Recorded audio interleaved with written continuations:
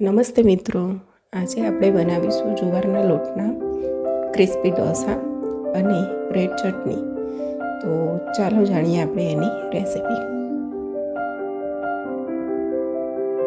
એક વાસણની અંદર 1 વાટકા જેટલો જુવારનો લોટ લઈશું. તે જ વાટકાના માપનું પાણી નાખીશું અને મિક્સ કરીશું.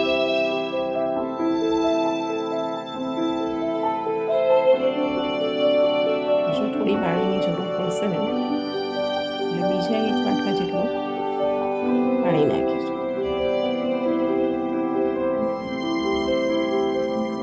અને બરાબર મિક્સ કરીશું. ગાંઠા ન રહે તેનું ધ્યાન રાખો. બરાબર મિક્સ કરો.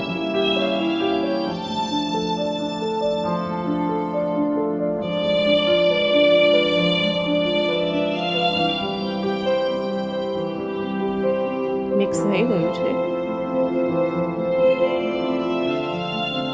હવે તેને ઢાંકીને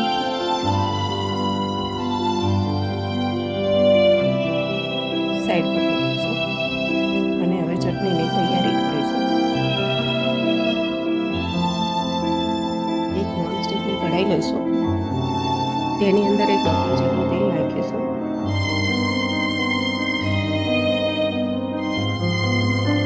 હવે તેની અંદર 2 ચમચી જેટલી ચણાની દાળ નાખીશું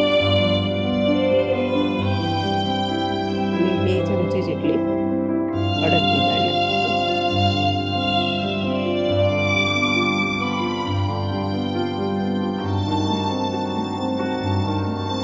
અને સાતળીશું થોડી વાર.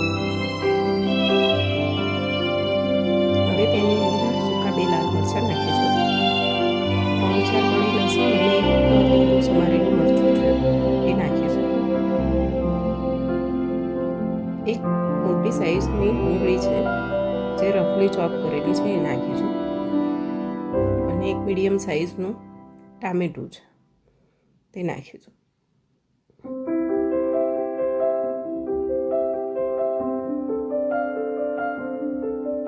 તેને બરાબર મિક્સ કરી દઈશું. હવે એની અંદર સ્વાદ મુજબ મીઠું નાખીશું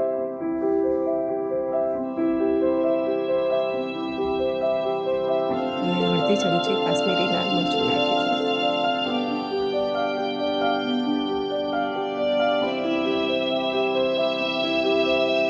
અને મિક્સ કરીને ધીમા તાપે થવા દઈશું. હવે જોઈ લઈશું આપણે. જો સરસ ટામેટા સોફ્ટ થઈ ગયા છે.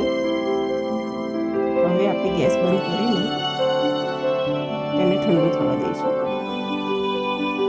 ઠંડુ થઈ ગયા પછી તેની અંદર થોડું પાણી અને 1 ચમચી લીંબુનો રસ નાખીને એકદમ સ્મૂથ પીસી લેવાનું છે.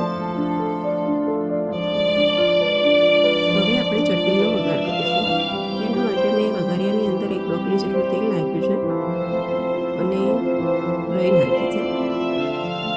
રાઈ જ્યારે તતળી જાય પછી તેની અંદર મીઠા લીમડાના પાન નાખીશું.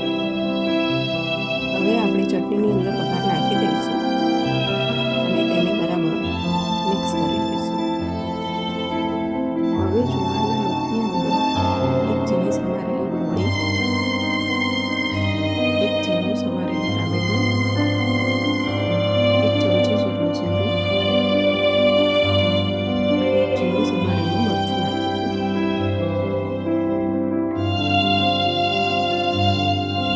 હવે સ્વાદ મુજબ મીઠું.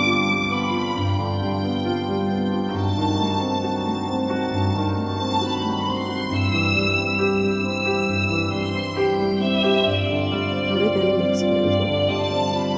જો બેટર થોડું ઠીક છે એટલે એની અંદર થોડું પાણી નાખીશું.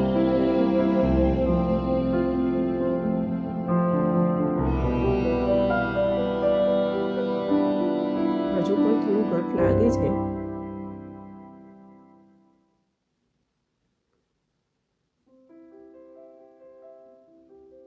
બીજું પણ થોડું પાણી નાખીશું. ટોટલ આપણે 1 વાડકા જુવારની અંદર 3 વાડકા પાણી ગયું છે. હવે આપણે એક નોનસ્ટિક પેનની અંદર થોડા ટીપા તેલ નાખીશું અને તેને બરાબર ફેલાવી લઈશું. નોનસ્ટિક પેન બરાબર ગરમ હોવું જોઈએ. હવે તેની અંદર આપણે બેટર નાખીશું. જુઓ કેવી સરસ જાળી પડે છે. જ્યારે નોનસ્ટિક પેન બરાબર ગરમ હશે ને ત્યારે જ આવી જાળી પડશે. નોનસ્ટિક પેનને ગરમ કરવું બહુ જ જરૂરી છે. આપણે તેને મીડિયમ તાપે થવા દઈશું. હવે નીચેથી થઈ ગયું લાગે છે, તેને ધીમેથી ઉથલાવી દઈશું.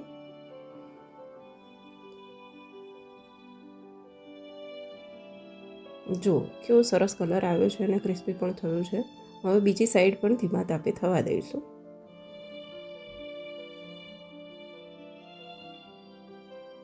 સરસ થઈ ગયો છે. હવે તેને એક પ્લેટમાં લઈ લઈશું. તો તૈયાર છે જુવારના ક્રિસ્પી ઢોસા અને સાથે રેડ ચટણી, જે ટેસ્ટમાં બહુ જ મસ્ત લાગે છે. જો તમને આ રેસીપી ગમી હોય તો વિડીયોને લાઈક કરજો, તમારા મિત્રો સાથે શેર કરજો અને અમારી ચેનલને સબસ્ક્રાઈબ કરવાનું ભૂલતા નહીં. આવજો.